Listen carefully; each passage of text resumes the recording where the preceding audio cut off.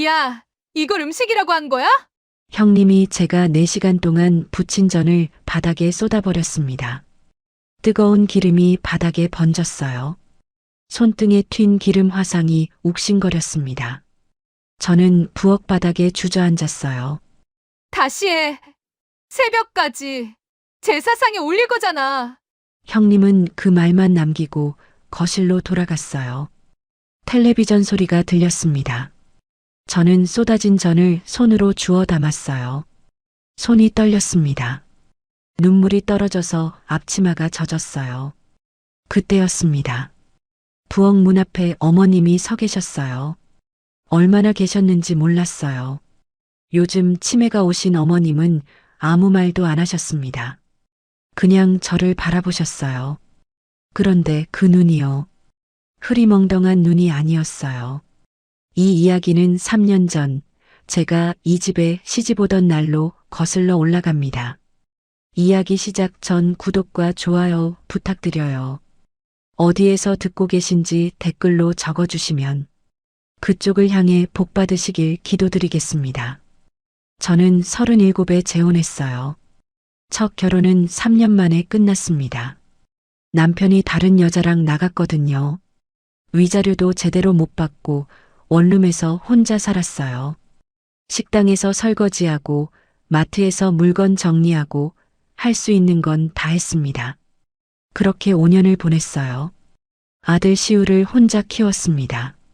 새벽에 아이 밥 차려놓고 출근하면 저녁에 돌아와서 잠든 아이 얼굴을 보는 게 하루의 전부였어요. 미안하다는 말을 입에 달고 살았습니다. 태준 씨를 소개받은 건 동네 반찬가게 사장님 소개였어요. 수진아, 사람 하나 만나봐. 말이 좀 없는 사람인데 진국이야. 처음 만났을 때 태준 씨는 고개를 푹 숙이고 있었어요. 저보다 더 긴장한 것 같았습니다. 커피잔만 만지작거리면서 한참을 아무 말도 못 하더라고요. 저는 잘하는 게 별로 없는 사람입니다. 첫 마디가 그거였어요. 저는 웃었습니다. 나도 그래요 라고 했어요. 그랬더니 그 사람도 웃었어요. 어색했지만 나쁘지 않았습니다. 석 달을 만났어요. 태준 씨는 만날 때마다 제 아들 시우한테 간식을 사왔습니다. 한 번도 빠진 적이 없었어요. 말은 없었지만 행동이 한결같은 사람이었습니다. 그렇게 결혼했어요. 시집에 처음 간 날을 잊을 수가 없어요. 경기도 외곽에 있는 2층 집이었습니다. 작지 않았어요. 마당도 있고 뒤편에 텃밭도 있었습니다. 어머님이 현관에서 기다리고 계셨어요. 수진아, 어서 와. 먼 길 왔지? 어머님은 제 손을 잡아주셨어요. 마른 손이었지만 따뜻했습니다. 코끝이 찡했어요. 시어머니라는 단어가 무서웠는데 어머님 얼굴을 보니까 긴장이 좀 풀렸거든요. 문제는 그 다음이었습니다. 거실에 형님이 앉아 계셨어요. 큰 며느리 박미정 씨. 저보다 5살 위였습니다. 형님은 소파에 다리를 꼬고 앉아서 저를 위아래로 훑어봤어요. 웃고 있었는데 눈은 안 웃고 있었습니다. 어머, 수진 씨? 반가워요. 우리 시누이처럼 잘 지내자. 시누이라고 했어요. 며느리끼리는 시누이가 아닌데. 이상하다고 생각했지만 아무 말도 안 했습니다. 재혼으로 들어온 주제에 첫날부터 따질 수는 없었거든요. 형님은 제 옷을 보면서 말했어요. 원피스가 예쁘네. 어디 거야? 마트에서 샀어? 아주버님이 옆에서 헛기침을 했습니다. 형님은 농담이야. 농담하면서 웃었어요. 저는 그냥 웃었습니다. 첫 번째 설이 왔어요. 결혼하고 2달 만이었습니다. 설 전날 밤 형님이 저한테 카카오톡을 보냈어요. 수진아, 내일 전 좀 부탁해. 나 허리가 안 좋아서. 어머님한테는 내가 말해놓을게. 새벽 5시에 부엌에 내려갔습니다. 전 재료가 준비되어 있었어요. 동태전, 깻잎전, 호박전, 고기완자. 양이 어마어마했습니다. 5시간을 붙였어요. 형님은 11시에 내려왔습니다. 화장을 하고 머리를 말고 새 옷을 입고 나타났어요. 부엌에 들어오더니 전 하나를 집어먹으면서 말했습니다. 어머, 수진 씨 전 솜씨가 괜찮네. 역시 작은 집이 이런 건 잘해. 그러고는 거실로 나가서 어머님 옆에 앉았어요. 어머님, 저는 제가 새벽부터 수진 씨랑 같이 했어요. 제가 반죽을 했거든요. 저는 부엌에서 그 말을 들었습니다. 반죽은 제가 했어요. 새벽 5시에 혼자 했어요. 형님은 손가락 하나 안 대셨어요. 목이 메었습니다. 하지만 입을 열지 않았어요. 시집 온 지 2달 된 재혼녀가 뭘 따지겠어. 그게 그때 제 생각이었어요. 설날 제사가 끝나고 설거지를 했습니다.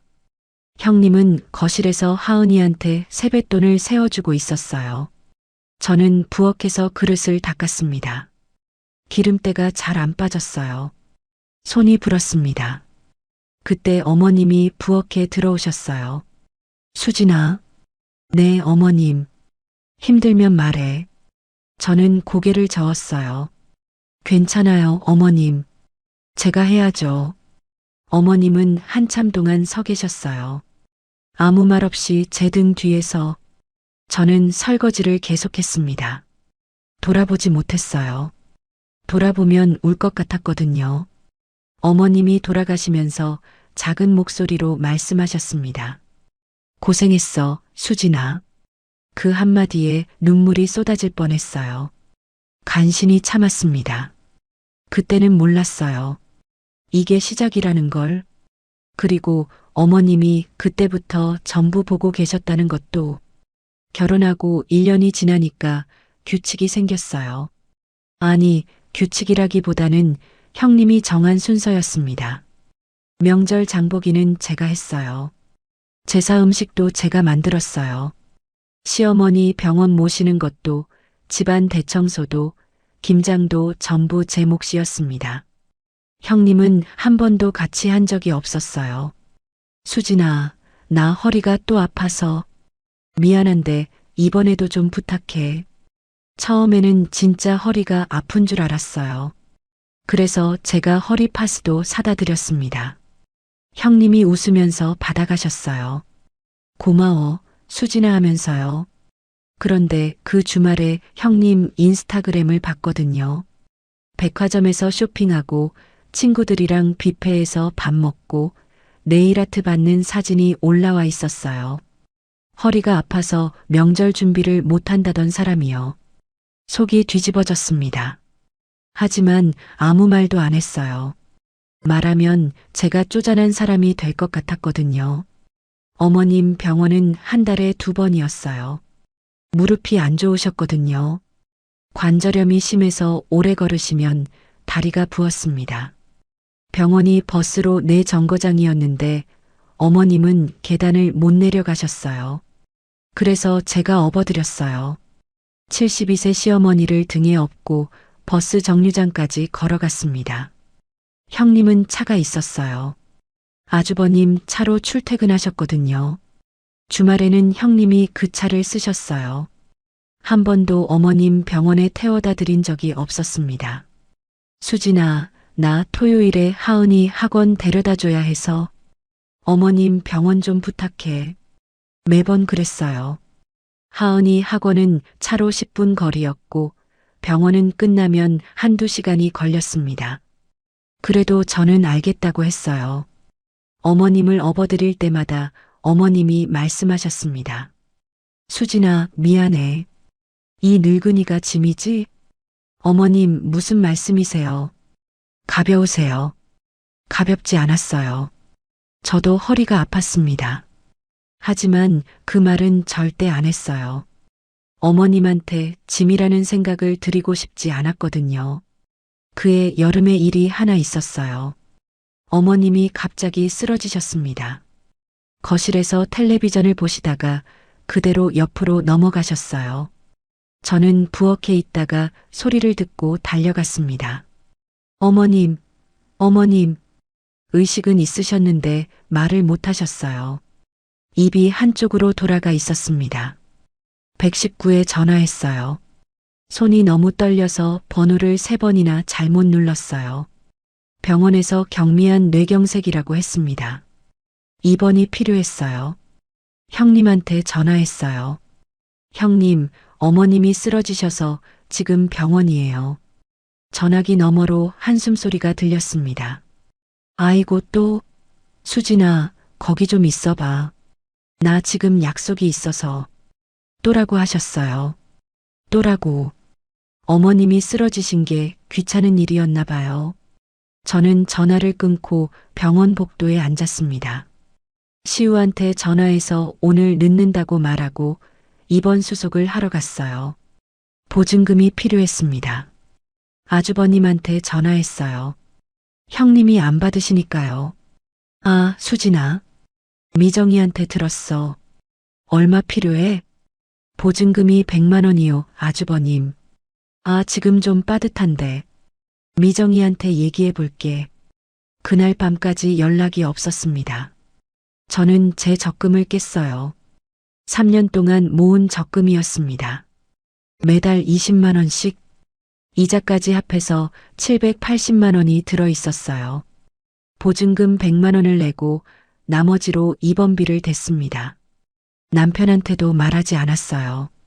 태준 씨가 알면 형한테 따지러 갈 텐데 그러면 집안이 시끄러워지니까요. 혼자 삼켰어요. 늘 그랬듯이. 어머님은 열흘 만에 퇴원하셨습니다. 퇴원하는 날 형님이 오셨어요. 꽃다발을 들고 간호사한테 웃으면서 인사했어요. 어머님, 제가 왔어요. 많이 걱정했어요. 어머님은 아무 말 없이 형님을 바라보셨어요. 그리고 저를 바라보셨습니다. 저는 어머님 짐을 챙기고 있었어요. 열흘 동안 매일 병원에 오면서 가져다 드린 옷까지, 반찬, 과일, 이런 것들이요. 형님은 열흘 동안 한 번 오셨어요. 퇴원 날이요. 꽃다발 들고 병원 로비에서 형님이 큰 소리로 말했습니다. 어머님, 밖에 제가 차 대놨어요. 편하게 모셔다 드릴게요. 간호사들이 효부시네요 하면서 웃었어요. 저는 어머님 뒤에서 짐 가방을 들고 있었습니다. 아무도 저를 안 봤어요. 그게 제 자리였어요. 늘. 그날 밤이었어요. 어머님이 퇴원하고 방에서 쉬고 계셨습니다. 저는 부엌에서 어머님 드실 죽을 끓이고 있었어요. 호박죽이요. 어머님이 좋아하시는 거였거든요. 죽을 저으면서 생각했어요. 적금 깬 거 누가 알까? 아무도 모르겠지. 아무도 안 물어보니까 눈물이 났어요. 주걱을 잡은 손에 힘이 풀렸습니다. 자존심 때문에 우는 게 아니었어요. 억울해서도 아니었어요. 아무도 몰라주니까 서러웠어요. 그때 뒤에서 발소리가 났습니다. 어머님이 부엌 문 앞에 서 계셨어요. 지팡이를 짚고 퇴원한 지 몇 시간도 안 됐는데 일어나신 거예요. 어머님, 왜 일어나셨어요? 누워 계셔야죠. 저는 황급히 달려갔어요. 어머님을 부축하려고 손을 내밀었습니다. 어머님이 제 손을 잡으셨어요.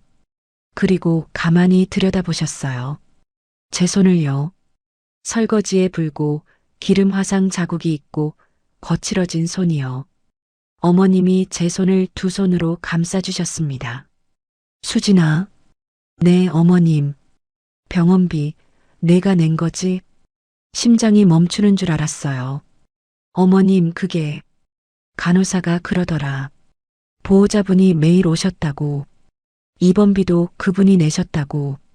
저는 아무 말도 못했어요. 어머님 눈에 눈물이 고여 있었습니다. 미정이는 한 번 왔어. 꽃 들고. 넌 열흘을 왔어. 적금 깨서. 어머님, 괜찮아요. 당연히 해야 할 일인걸요. 당연한 게 어딨어. 어머님이 제 손을 놓지 않으셨어요. 수진아, 내가 기억하고 있을게. 다. 그 말씀을 하시는 어머님의 눈이 있잖아요. 흐리멍덩한 눈이 아니었어요. 칠흑처럼 깊고 또렷하고 뭔가를 결심한 사람의 눈이었습니다. 저는 그때 그 눈빛의 의미를 몰랐어요. 한참 뒤에야 알았습니다. 어머님이 이상해지기 시작한 건 그의 가을이었어요. 처음에는 사소한 거였습니다. 리모컨을 냉장고에 넣어두셨어요. 그 다음에는 된장을 2번 사오셨어요. 같은 거를 이미 사왔는데 또 사오신 거예요. 어머님, 된장 어제 사오셨잖아요. 그랬나? 내가 그랬어? 어머님이 고개를 갸웃하셨어요. 저는 웃으면서 괜찮아요. 된장은 많아도 되죠. 뭐 했습니다. 그런데 점점 심해졌어요. 제 이름을 부르시다가 멈추셨어요. 수진아 아니 누구더라. 작은애 엄마. 가슴이 철렁했습니다. 어머님이 저를 못 알아보시는 건 아닌지 무서웠거든요. 설거지를 하다 말고 가만히 서 계시기도 했어요. 뭘 하려고 했는지 잊으셨다면서 한참을 부엌 한가운데 서 계셨습니다. 저는 태준 씨한테 말했어요. 여보, 어머님 검사 한번 받아보셔야 할 것 같아. 태준 씨 얼굴이 굳었습니다. 치매? 그 단어가 입 밖으로 나오자마자 집안 공기가 달라졌어요. 형님이 그 말을 들은 건 그 주 일요일이었어요. 큰집 식구들이 밥을 먹으러 왔는데 어머님이 식탁에서 같은 이야기를 3번 반복하셨거든요. 아주버님 어릴 때 이야기를 3번이요. 똑같은 말을 똑같은 순서로. 아주버님 얼굴이 안 좋아졌어요. 고개를 숙이고 밥만 드셨습니다. 형님은 달랐어요. 형님 눈이 반짝거렸습니다. 밥을 먹고 나서 형님이 저한테 다가왔어요. 부엌에서 설거지하고 있는 저한테요. 수진아, 어머님 요새 많이 깜빡하시지? 네, 형님. 좀 걱정이에요. 치매 검사 받아보셔야 하는 거 아니야? 저도 그 생각이었어요. 다음 주에 병원 예약. 아, 그건 내가 할게. 형님이 제 말을 잘랐어요. 처음이었습니다. 어머님 병원 일을 형님이 하겠다고 한 게요. 이상했어요. 하지만 형님이 나서주신다니까 고마웠습니다. 그때는 형님의 눈이 왜 반짝거렸는지 몰랐어요. 형님이 달라졌어요. 완전히. 예전에는 일주일에 1번 올까 말까였는데 갑자기 이틀에 1번씩 오셨어요. 어머님 방에 들어가서 문을 닫고 한참 계시다 나왔습니다. 어느 날 형님이 나오면서 서류 봉투를 가방에 넣는 걸 봤어요. 누런 봉투였습니다. 두꺼웠어요. 형님, 그거 뭐예요? 응? 아, 어머님 보험 서류. 갱신해야 할 게 있어서. 형님은 웃으면서 대답했어요. 자연스러웠습니다. 그런데 며칠 뒤에 어머님 방을 청소하다가 서랍이 열려 있는 걸 봤어요. 안에 있어야 할 서류들이 없었습니다. 건물 등기부등본, 농지 서류, 어머님 인감증명서, 전부 빠져 있었어요. 가슴이 덜컥 내려앉았습니다. 설마, 형님의 본색이 나오기 시작한 건 그때부터였어요. 어머님이 깜빡하시는 게 잦아지니까 형님은 더 이상 연기를 안 했어요. 제 앞에서요. 야, 수진아. 야라고 부르기 시작했어요. 예전에는 그래도 수진 씨였는데. 어머님 약 안 챙겼어? 매일 하는 건데 그것도 못해? 형님, 오늘 아침에 드렸어요. 거짓말하지 마. 어머님이 안 드셨다잖아. 어머님이 드셨는데 잊어버리신 거예요. 하지만 형님은 제 말을 안 믿었습니다. 아니, 안 믿는 게 아니라 트집을 잡고 싶었던 거예요. 어머님 앞에서는 여전했어요. 어머님, 오늘 뭐 드시고 싶으세요? 제가 해드릴게요. 그러고는 부엌에 와서 저한테 말했습니다. 수진아, 어머님 뭐 드시고 싶다고 하셔. 갈비찜이래. 해놔. 직접 하겠다고 해놓고 저한테 시키는 거였어요. 매번 그랬습니다. 결정적인 날이 있었어요. 형님이 아주버님하고 거실에서 이야기하는 걸 들었습니다. 저는 부엌에서 저녁 준비를 하고 있었는데 문이 살짝 열려 있었어요. 여보, 어머님 치매가 점점 심해지잖아. 그러게. 이대로 두면 안 돼. 혼자 계시다가 사고 나면 어떡해. 그러면 어떡하자고. 요양원 알아볼게. 좋은 대로. 심장이 쿵 내려앉았어요. 설거지하던 손이 멈췄습니다. 그리고 건물 있잖아. 2채. 어머님 치매 진단 나오면 후견인 지정해야 하거든. 우리가 장남이니까 당연히 우리 앞으로 해야지. 미정아, 그건 좀. 뭐가 좀이야. 작은 집한테 넘어가면 어떡해. 수진이가 재혼이잖아. 어디서 온 사람인데 우리 집 재산을 가져가. 어디서 온 사람. 제가 어디서 온 사람이래요. 3년 동안 새벽마다 일어나서 이 집을 치우고 명절마다 혼자 제사를 지내고 어머님을 업어서 병원에 가고 적금을 깨서 입원비를 대고 한 번도 불평 안 한 사람이 어디서 온 사람이래요. 접시를 내려놓았습니다. 손이 떨렸어요. 분노 때문이 아니었어요. 서러워서요. 그날 저녁에 형님이 저한테 왔어요. 웃으면서요. 수진아, 어머님 요양원 알아보는 거 알지? 어머님한테는 아직 말하지 마. 놀라시니까. 형님, 응? 어머님을 요양원에 보내시면 안 돼요. 제가 처음으로 형님한테 반대 의견을 냈어요. 3년 만에 처음이었습니다. 형님 얼굴이 굳었어요. 뭐? 어머님은 아직 생활하실 수 있으세요. 제가 곁에서 모실 수 있어요. 작은 집이 무슨 상관이야? 상관이요? 저는 며느리예요, 형님. 형님이 한 발짝 다가왔어요. 수진아, 솔직히 말해. 재산 때문에 그러는 거지? 머리를 망치로 맞은 것 같았어요. 형님, 저는 한 번도 재산 생각 안 했어요. 그래. 그런데 왜 적금까지 깨서 어머님 병원비를 내? 다 계산이 있으니까 그런 거 아니야? 숨이 막혔습니다. 적금 깬 걸 어떻게 알았을까? 아, 병원에서 알아냈나? 아니면 어머님이 말씀하셨나? 형님, 그건. 됐어. 나는 장남 며느리야. 이 집 일은 내가 결정해. 수진아, 내 자리를 알아. 형님은 그 말을 남기고 돌아섰어요. 내 자리를 알아. 그 말이 칼처럼 꽂혔습니다. 그날 밤이었어요. 태준 씨한테 다 말했습니다. 울면서요. 형님이 한 말, 요양원 이야기, 재산 서류가 없어진 것, 전부. 태준 씨가 듣더니 한참 아무 말도 안 했어요. 그리고 조용히 전화기를 들었습니다. 형? 태준 씨 목소리가 낮았어요. 저런 목소리는 처음 들었습니다. 형, 형수님이 어머니 재산 서류 가져갔어? 전화기 너머로 아주버님이 뭐라고 하셨어요. 태준 씨 턱에 힘이 들어갔습니다. 형, 나는 재산 필요 없어. 하지만 어머니를 요양원에 보내는 건 안 돼. 그리고 형수님이 수진이한테 한 말 형, 이건 아니야. 저는 옆에서 눈물을 닦았어요. 태준 씨가 전화를 끊었습니다.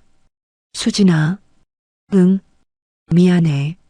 내가 진작 나섰어야 했는데 남편이 제 어깨를 안았어요.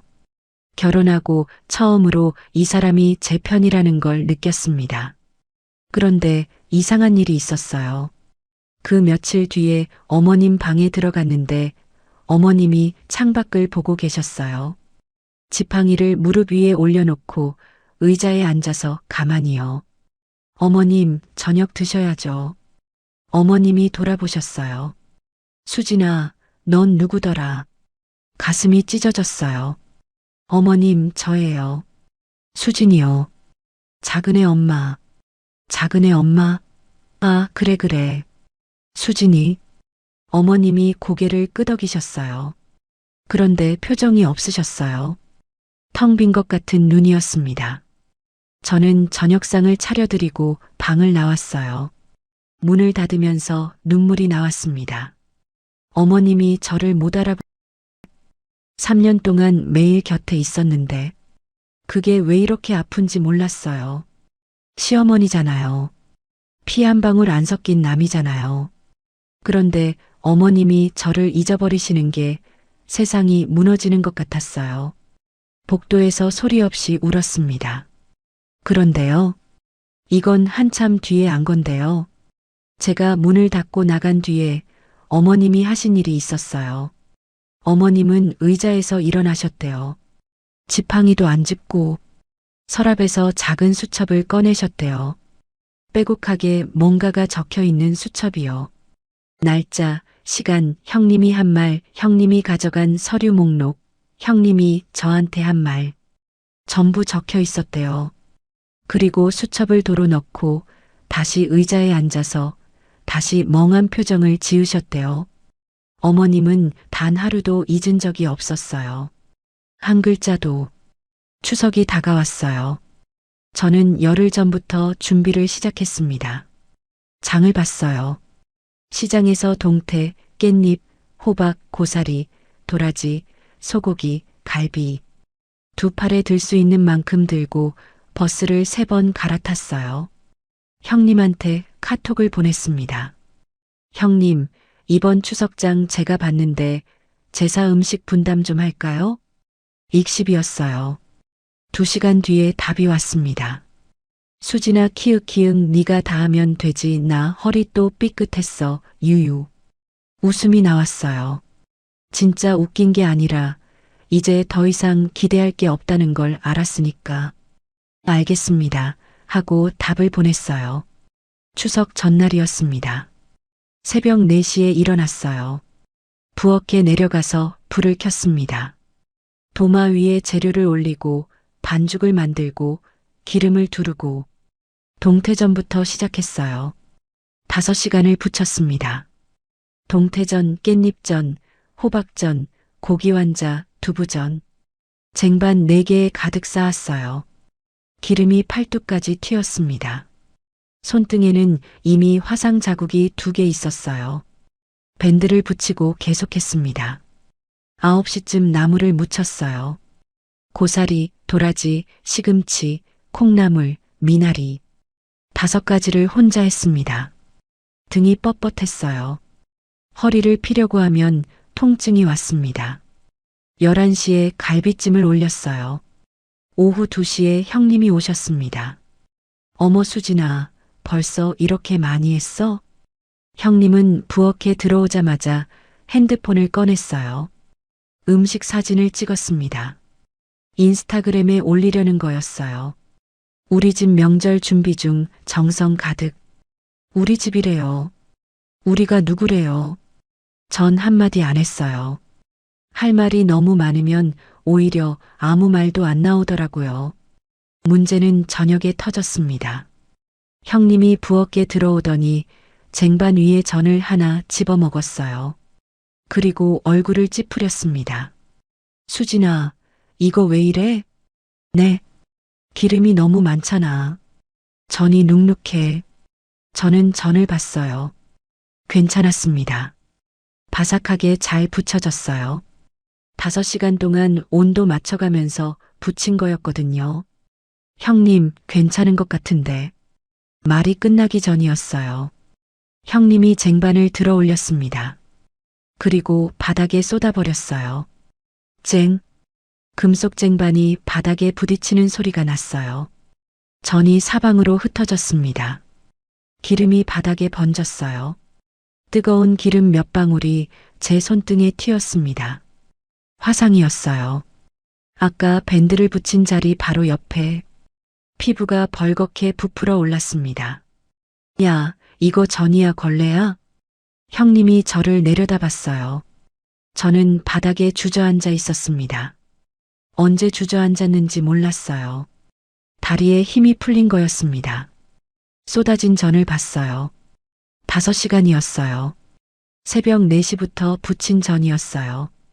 기름에 손이 대고 허리가 끊어질 것 같고 다리가 부었는데 그래도 한 장 한 장 정성 들여 부친 전이었어요. 바닥에 있었습니다. 다시 해. 새벽까지 제사상에 올릴 거잖아. 형님은 그 말만 하고 거실로 나갔어요. 텔레비전 소리가 들렸습니다. 예능 프로그램의 웃음소리가요.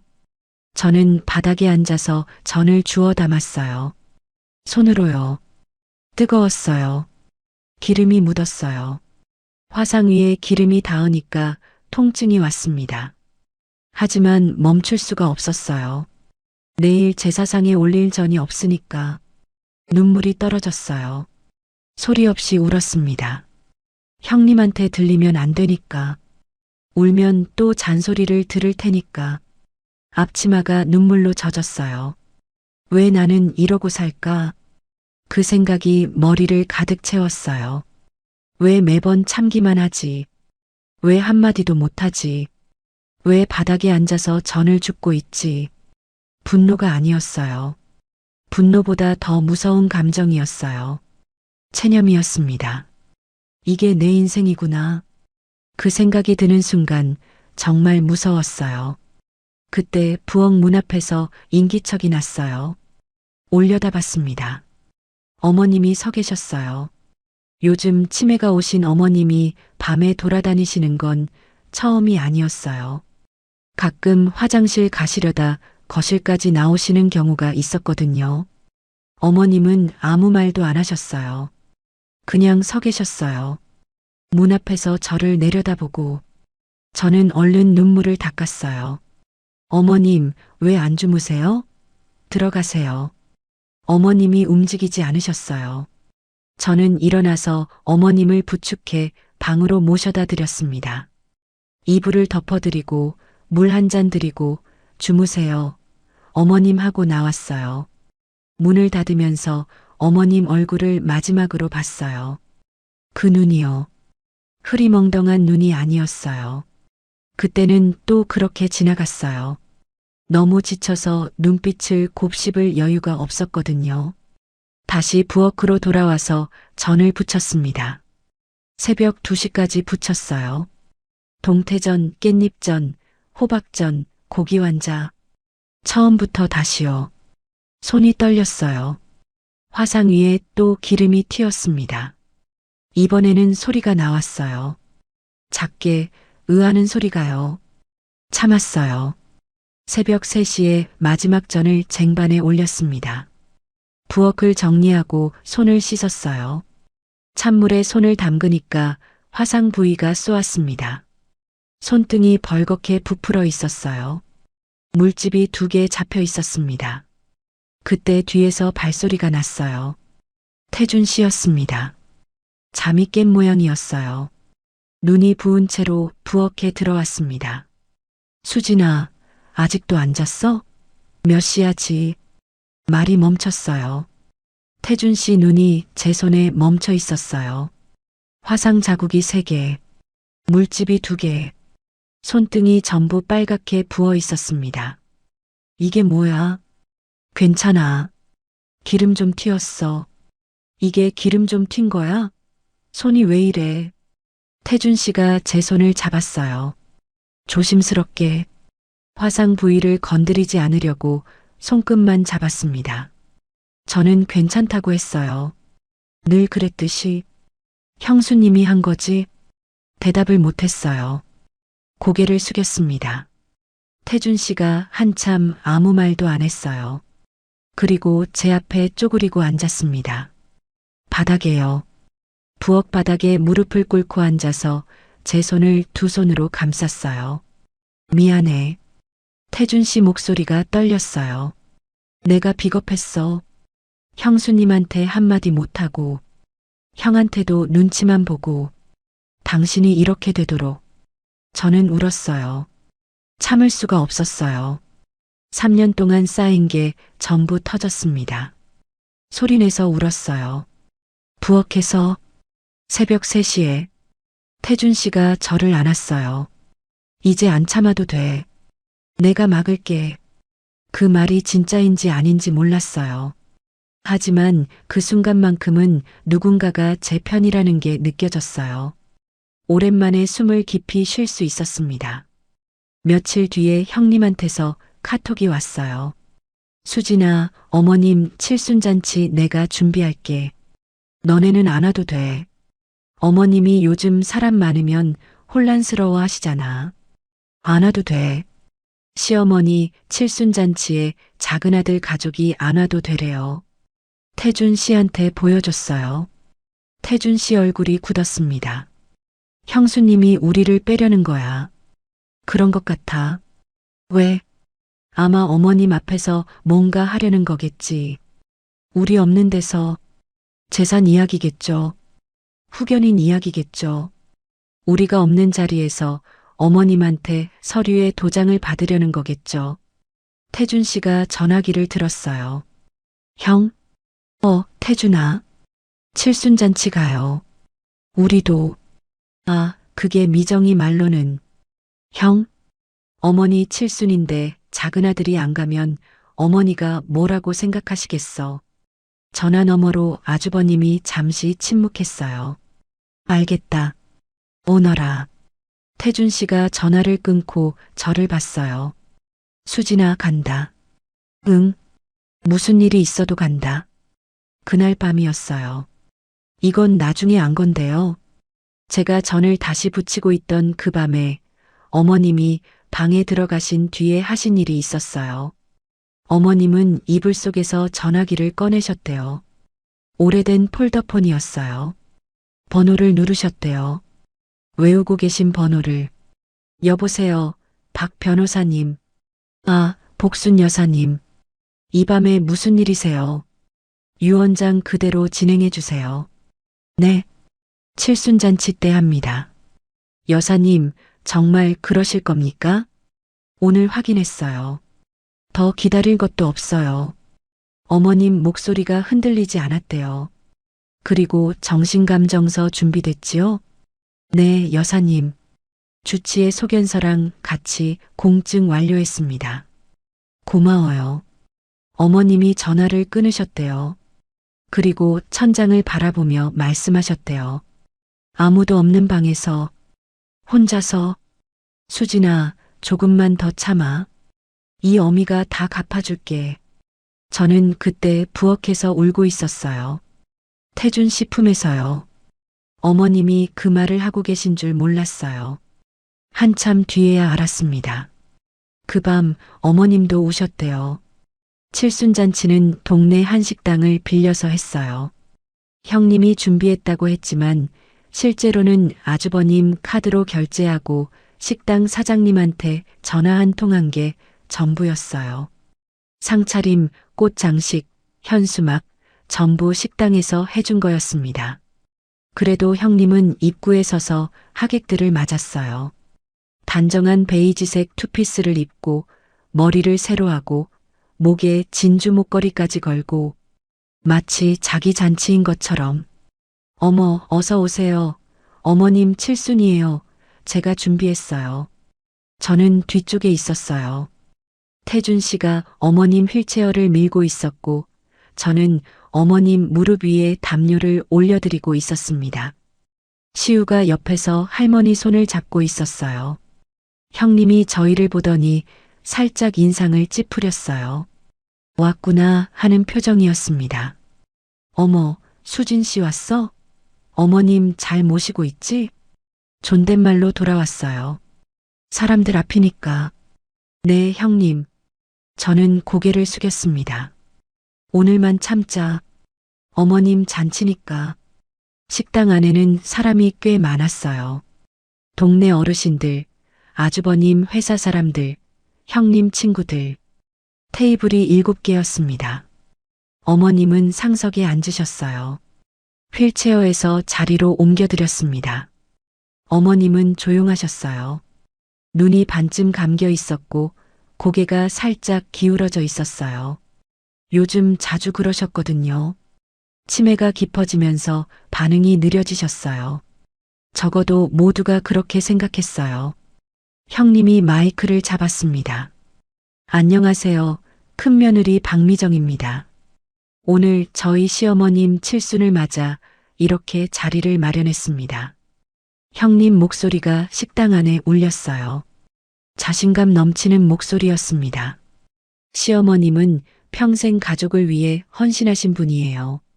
저도 며느리로서 항상 감사하고 최선을 다해 모시고 있습니다. 하객들이 박수를 쳤어요. 저는 구석 테이블에 앉아 있었습니다. 박수를 치는 손이 떨렸어요. 분노 때문이 아니었어요. 억울해서도 아니었어요. 허무했어요.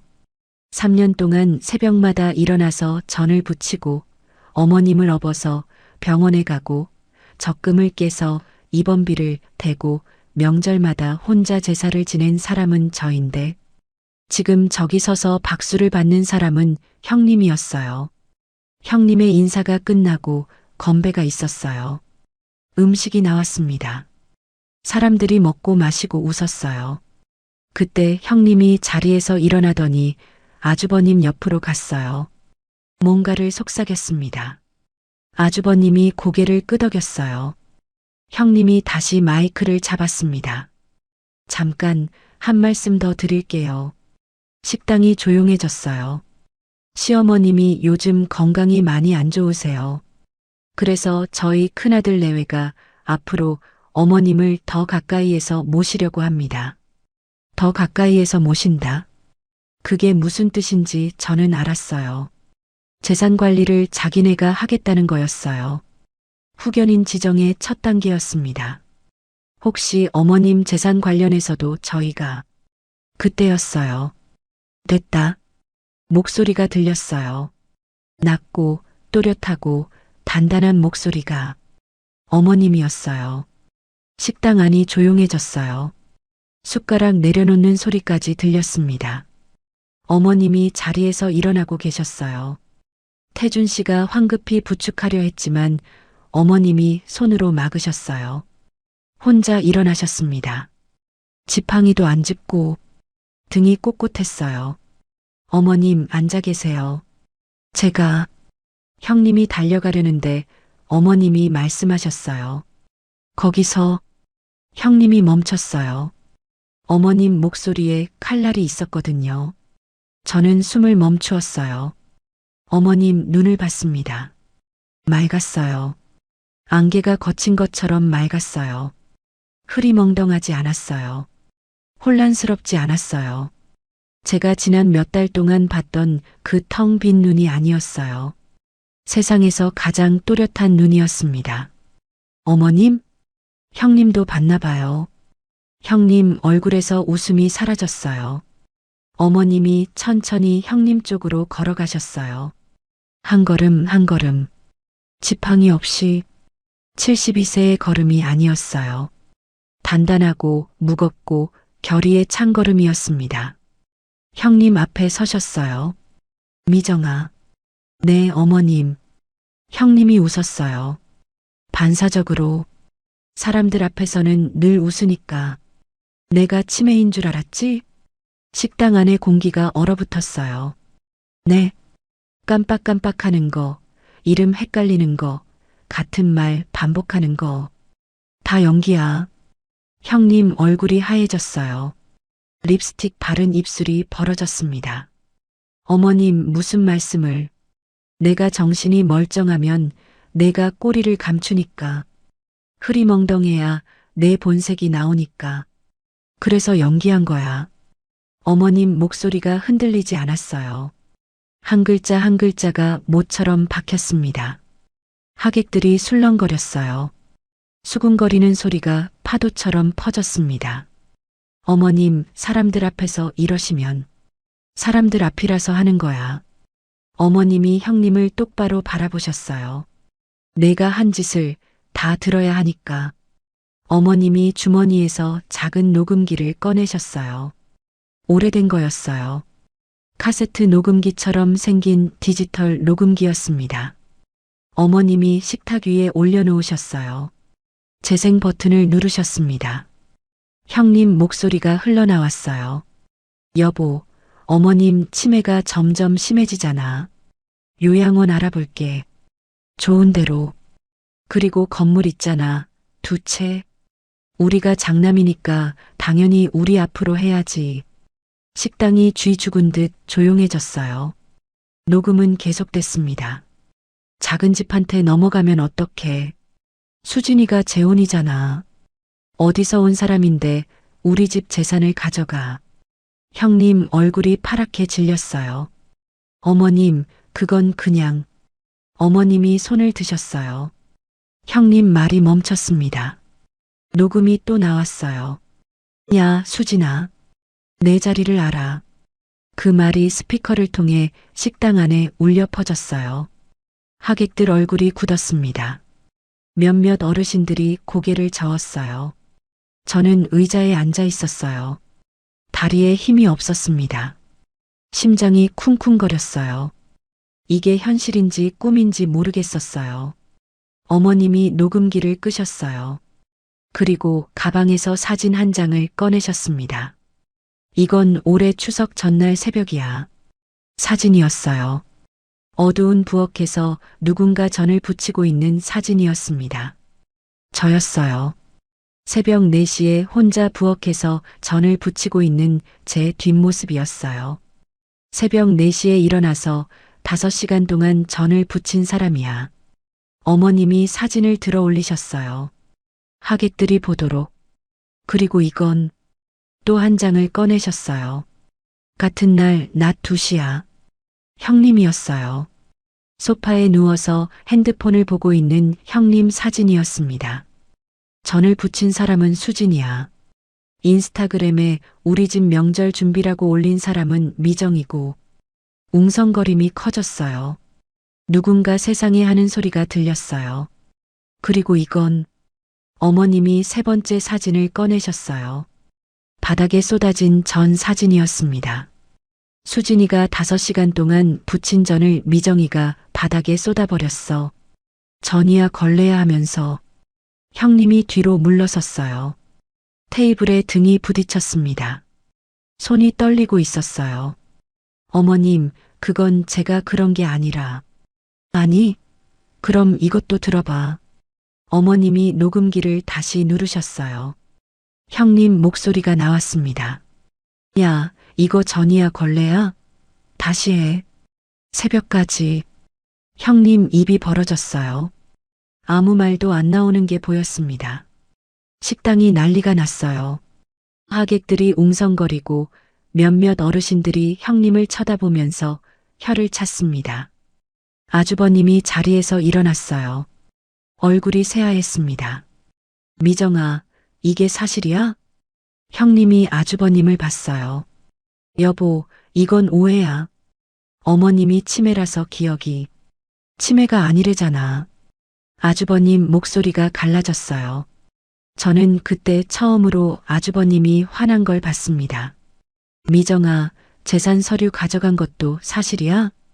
형님이 대답을 못했어요. 입술만 달싹거렸습니다. 어머니 인감증명서도?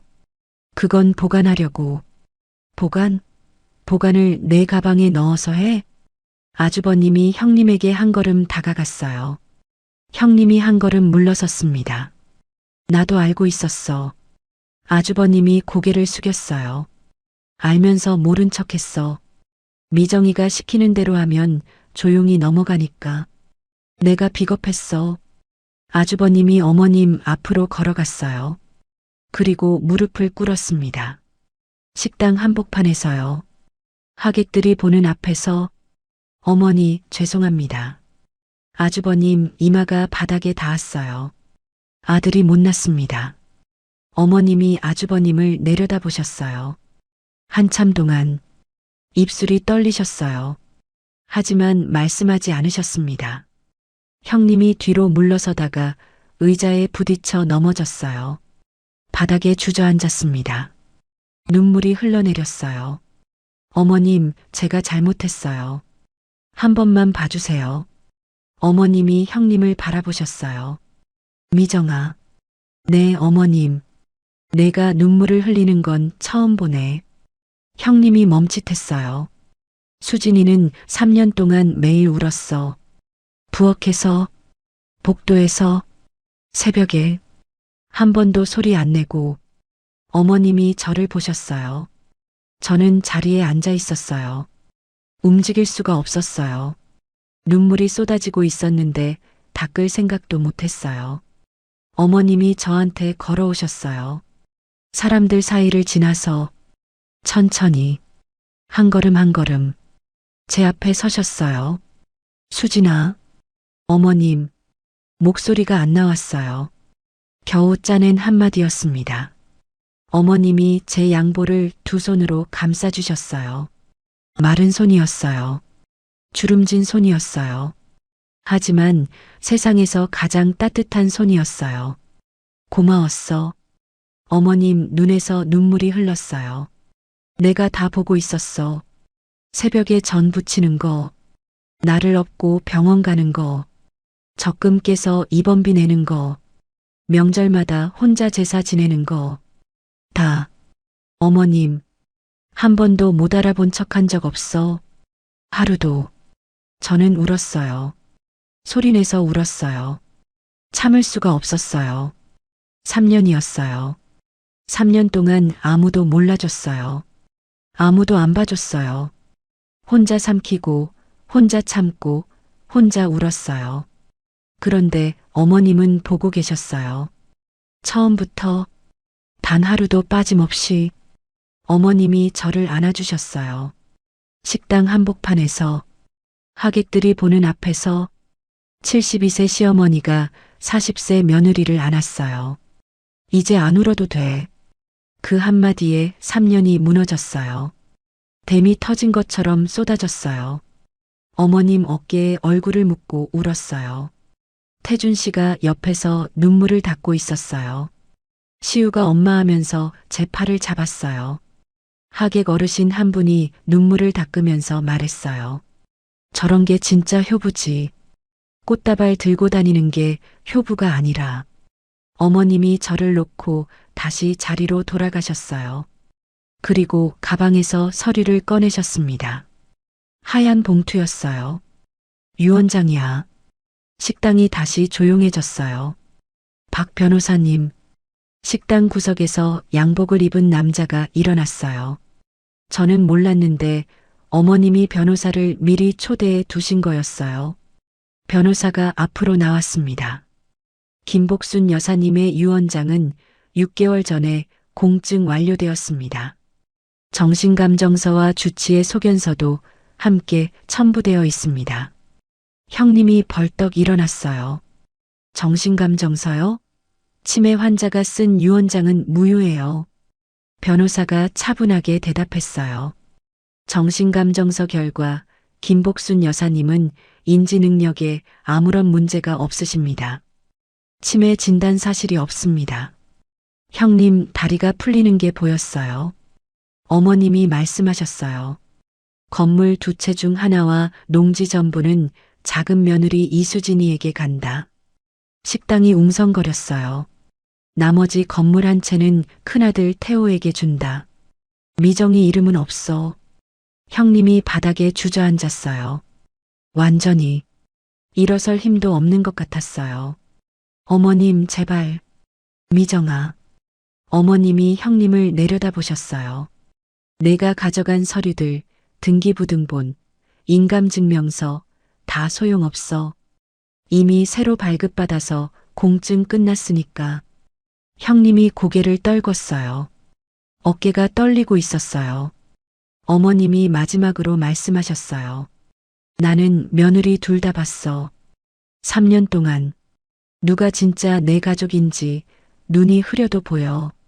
식당을 나올 때 어머님이 제 손을 잡으셨어요. 아까 그 손이에요. 마른 손, 주름진 손, 72년의 세월이 담긴 손. 저도 어머님 손을 잡았어요. 걸었습니다. 식당 앞 골목을 나란히. 어머님이 말씀하셨어요. 수진아, 미안해. 어머님이 왜 미안하세요? 더 빨리 못해줘서. 아니에요, 어머님. 지팡이도 안 짚고 잘 걸으시네요. 그 말에 어머님이 웃으셨어요. 처음 보는 웃음이었습니다. 속이 시원한 사람의 웃음이었어요. 지팡이는 연기였으니까. 네. 무릎이 좀 아프긴 한데 저 정도는 안 짚어도 돼. 미정이 앞에서 더 아픈 척해야 본색이 나오니까 저는 멈춰 섰어요. 그리고 웃었어요. 울면서 웃었어요. 어머님도 웃으셨어요. 눈물을 닦으면서 골목에 저녁 바람이 불었어요. 선선했습니다. 가을이었거든요. 어머님이 제 손을 꽉 잡으셨어요. 수진아, 이제부터 편하게 살아. 그 말에 눈물이 또 쏟아질 뻔했어요. 간신히 참고 대답했습니다. 네, 어머님. 칠순잔치가 끝나고 일주일이 지났어요. 형님은 그날 이후로 연락이 없었습니다. 아주버님이 데리고 나가셨어요. 형님이 식당을 나설 때 뒤돌아보지 않았어요. 고개를 숙이고 어깨를 움츠리고 아주버님 반걸음 뒤에서 따라갔습니다. 형님의 그런 모습은 처음이었어요. 저는 이상하게도 시원하지 않았어요. 통쾌하다는 감정이 올 줄 알았거든요. 3년 동안 당한 게 있으니까. 전을 쏟아부은 그 밤, 내 자리를 알아라는 그 말, 어디서 온 사람이라는 그 말. 한 번쯤은 속이 시원해도 되는 거잖아요. 그런데 안 그랬어요. 형님이 나가는 뒷모습을 보면서 든 생각은 하나였어요. 저 사람도 힘들었겠구나. 왜 그런 생각이 들었는지 모르겠어요. 그냥 들었습니다. 열흘 뒤에 아주버님한테 연락이 왔어요. 태준 씨한테요. 태준아, 나 좀 보자. 태준 씨가 나가서 형을 만나고 왔어요. 2시간 뒤에 돌아왔는데 눈이 부어 있었습니다. 형이 뭐래? 미정이랑 별거 들어간대. 이혼이야? 아직은 별거래. 형이 그러더라. 미정이한테 상담을 받아보라고 했대. 상담이요? 형이 그러는데 미정이가 친정에서 늘 인정을 못 받았대. 언니한테 밀리고 부모님한테 칭찬 한 번 못 받고 그래서 시집에서는 무조건 1등이어야 했대. 재산이든 효도든 뭐든. 저는 가만히 들었어요. 형님의 친정 이야기를 처음 들었습니다. 3년 동안 같은 집안 며느리로 살면서 한 번도 형님이 자기 이야기를 한 적이 없었거든요. 늘 자기가 잘난 이야기, 자기가 한 일 이야기만 했어요. 그게 전부 가면이었던 거예요. 인정받지 못한 사람이 인정받으려고 발버둥 친 거였어요. 방법이 틀렸을 뿐. 미워하려고 했는데 미워지지 않았어요. 어머님은 칠순잔치 이후로 달라지셨어요. 아니, 달라지셨다기보다 원래 모습으로 돌아오신 거였어요. 지팡이를 안 짚으셨어요. 물론 무릎이 아프신 날은 짚으셨지만 예전처럼 매일 짚고 다니시지는 않았어요. 말씀도 많아지셨어요. 예전에 그 멍한 눈이 사라지고 또렷하고 날카로운 눈이 돌아왔습니다. 수진아, 오늘 시장 같이 갈래? 어머님이 먼저 말을 거셨어요. 예전에는 제가 모셔야 했는데 이제는 어머님이 저를 불렀습니다. 시장에 가면 어머님이 제 팔짱을 끼셨어요. 어머님 괜찮으세요? 다리가 아파서 그래. 다리가 아프신 게 아니라 팔짱을 끼고 싶으신 거였어요. 그걸 아는데 모른 척 했습니다. 나란히 걸었어요. 시장 골목을. 어머님은 두부를 사시면서 아주머니한테 말씀하셨어요. 우리 며느리예요. 세상에서 제일 좋은 며느리. 두부가게 아주머니가 웃으면서 복 많으시네요. 어머님 했어요. 어머님이 제 팔을 꾹 잡으셨어요. 저는 코끝이 찡했습니다. 우리 며느리. 그 말을 듣는데 3년이 걸렸어요. 하지만 늦지 않았습니다. 어느 날 저녁이었어요. 저녁을 먹고 설거지를 하는데 어머님이 옆에 오셨어요. 행주를 드셨습니다. 어머님, 그냥 쉬세요. 제가 할게요. 내가 닦을게. 안 돼요. 어머님 무릎. 수진아. 어머님이 저를 바라보셨어요. 이제는 같이 하자.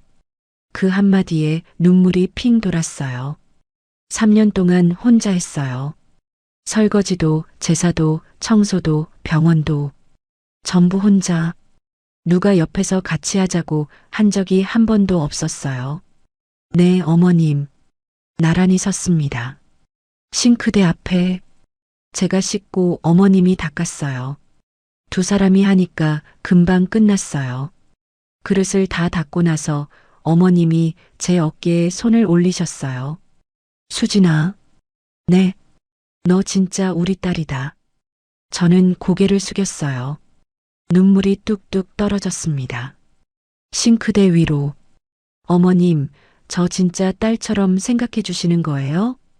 딸이 아니라 은인이지. 아이, 어머님. 농담이야. 딸이야, 딸. 어머님이 웃으셨어요. 소녀처럼 웃으셨어요. 저도 울다가 웃었어요. 부엌에 따뜻한 공기가 흘렀습니다. 창밖에 가을바람이 불었어요. 태준 씨도 달라졌어요. 예전에는 형수님이 원래 그래 참아줘 하던 사람이었어요. 그런데 칠순잔치 이후로 말이 많아졌어요. 수진아, 오늘 뭐해? 시장 가야 하면 내가 차 뺄까? 수진아, 어머님 병원 날이지? 내가 모시고 갈게. 수진아, 오늘은 내가 설거지 할게. 제가 놀라서 쳐다봤어요. 여보, 괜찮아. 내가. 당신이 3년 동안 혼자 한 거잖아. 이제는 내 차례야. 그 말에 눈시울이 뜨거워졌어요. 태준 씨가 팔을 걷어붙이고 설거지를 했어요. 서툴렀어요. 그릇을 미끄러뜨리기도 하고 거품이 바닥에 튀기도 하고 그런데 한 번도 귀찮다는 말을 안 했어요. 시우가 옆에서 보다가 아빠, 내가 도와줄까? 하면서 행주를 들었어요.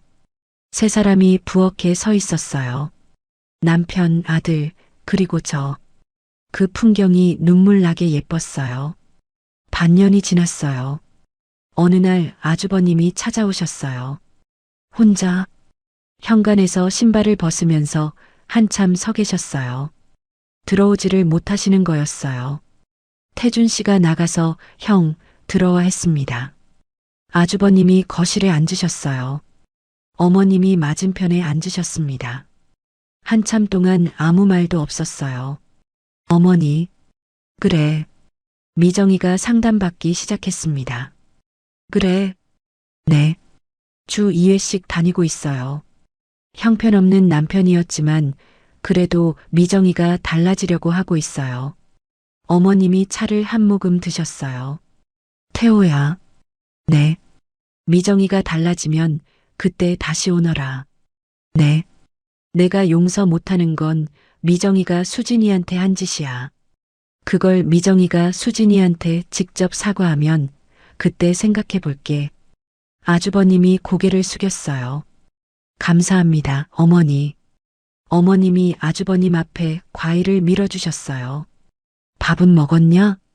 아직이요. 수진아, 태호 밥 좀 줘. 저는 부엌으로 갔어요. 밥을 퍼서 국을 데우고 반찬을 놓았어요.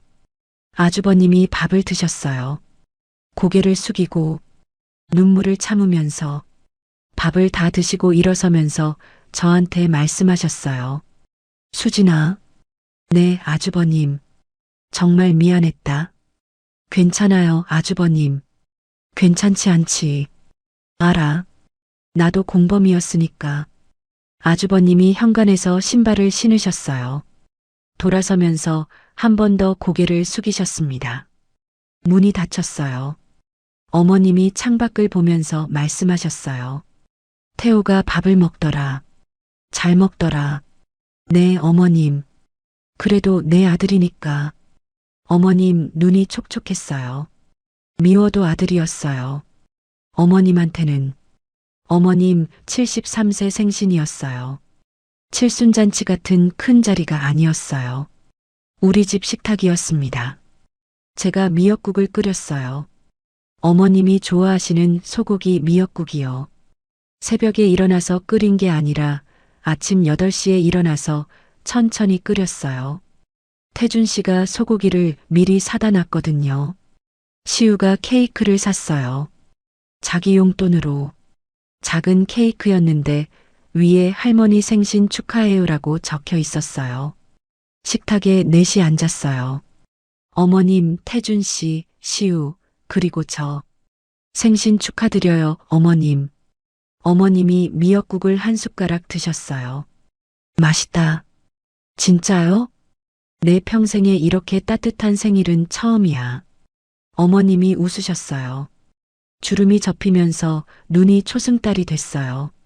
시우가 케이크에 초를 꽂았어요. 할머니, 소원 비세요. 어머님이 눈을 감으셨어요. 한참을요. 그리고 초를 후 부르셨어요. 뭐 비셨어요, 어머님? 태준 씨가 물었어요. 말하면 안 이루어진다며. 아이, 어머님. 살짝만. 어머님이 저를 보셨어요. 비밀이야. 그런데 어머님 눈이 촉촉했어요. 그 눈을 보면서 알았습니다. 뭘 비셨는지. 저한테 행복하라고 비셨을 거예요. 그 사람이 그런 사람이니까. 밥을 먹고 시우가 설거지를 했어요. 엄마, 오늘은 내가 할게. 시우야, 괜찮아. 엄마가 맨날 하잖아. 오늘은 내 차례야. 태준 씨가 말한 거랑 똑같은 말을 시우가 했어요. 저는 웃었습니다. 아버지를 닮았구나. 어머님이 거실 소파에 앉아 계셨어요. 저도 옆에 앉았습니다. 텔레비전을 켰어요. 아무 채널이나 소리가 작았습니다. 어머님이 말씀하셨어요. 수진아. 네. 손 좀 봐봐. 제 손을 펼쳤어요. 1년 전에 비하면 많이 나았어요. 화상 자국은 아직 남아 있었지만 물집은 없어졌고 갈라진 데도 나았습니다. 어머님이 제 손을 잡으셨어요. 많이 나았네. 네, 어머님. 이 손이 고생 많았지. 이제 안 그래요. 그래. 이제 안 그래. 어머님이 제 손등을 쓰다듬으셨어요. 화상 자국 위를. 천천히. 저는 어머님 어깨에 머리를 기댔어요. 텔레비전 소리가 멀리서 들렸어요. 부엌에서 시우가 그릇 부딪히는 소리가 났어요. 태준 씨가 야, 조심해야 하는 소리가 들렸어요. 시끄러웠어요. 그런데 그 시끄러움이 행복이었어요. 어머님이 말씀하셨어요. 조용히. 수진아, 내가 왜 연기까지 했는지 알아? 큰 며느리 본색을 확인하시려고요. 그것도 있지만 어머님이 창밖을 보셨어요. 나도 시집살이 했거든. 옛날에. 어머님이요? 그래. 시어머니한테 매일 혼났어. 맞기도 했고. 그런데 아무도 안 도와줬어. 남편도 시누이도. 나 혼자 참았어. 저는 가만히 들었어요. 그래서 내 며느리한테는 그러고 싶지 않았어. 내가 못 받은 걸 내 며느리한테 주고 싶었어. 어머님. 근데 미정이가 그러는 걸 보면서 옛날 내 시어머니가 생각나더라고. 그래서 더 화가 났어. 내가 당한 걸 수진이한테 대신 시키는 꼴이 돼버렸으니까. 어머님 눈에 눈물이 맺혔어요. 미안해, 수진아. 더 빨리 막았어야 했는데. 어머님, 그 말씀 마세요. 내가 증거를 모은 건 수진이를 위해서만이 아니었어. 나를 위해서이기도 했어. 옛날에 내가 못했던 걸 이번에는 하고 싶었어. 저는 어머님을 안았어요. 소파에서 조용히. 어머님이 작았어요. 등이 굽으셨어요. 뼈가 만져졌어요. 그런데 이 사람이 저를 지켜줬어요. 3년 동안 혼자서. 어머님 감사해요. 그 말은 내가 할 말이야. 아니에요. 제가요. 어머님이 계셨으니까 제가 버텼어요. 아무도 안 봐준다고 생각했는데 어머님은 보고 계셨잖아요. 그게 저한테는 전부였어요. 어머님이 제 등을 토닥이셨어요. 천천히. 아이 재우듯이. 시간이 흘렀어요. 어머님은 지금도 우리 집에 계세요. 아침마다 같이 밥을 먹어요. 시장도 같이 가고 텔레비전도 같이 봐요. 어머님은 막장 드라마를 좋아하세요. 보면서 에이, 저 시어머니 나쁘다 하시면서 혀를 차세요. 제가 어머님도 연기하셨잖아요 하면 그건 정의 구현이지 하시면서 웃으세요. 태준 씨는 주말마다 어머님 병원에 같이 가요. 제가 안 가도 된다고 해도 같이 가자 합니다. 시우는 할머니한테 핸드폰 쓰는 법을 가르쳐 드렸어요. 어머님이 이제 카카오톡을 하세요. 저한테 이모티콘을 보내세요. 꽃 이모티콘이랑 하트를. 하루에 10개씩. 형님은 아직 상담을 받고 있대요. 아주버님이 가끔 연락을 해요. 미정이가 많이 달라졌다고. 언젠가 형님이 직접 찾아와서 사과할 날이 오겠죠. 오지 않아도 괜찮아요. 저는 이미 용서했으니까. 미워하느라 쓸 힘이 있으면 사랑하는데 쓰는 게 낫더라고요. 오늘 저녁에도 부엌에 섰어요. 된장찌개를 끓였습니다. 어머님이 좋아하시는 두부 듬뿍 넣은 된장찌개. 그런데 혼자가 아니었어요. 어머님이 옆에서 팔을 썰고 계셨어요. 태준 씨가 밥을 하고 있었어요. 시우가 상을 차리고 있었어요. 부엌이 좁았어요. 네 사람이 서니까 부딪혔어요. 태준 씨가 어머님 뒤를 지나가다 어머님 죄송합니다 하면서 허리를 숙였어요. 시우가 국자를 들다가 아빠 팔꿈치에 부딪혔어요.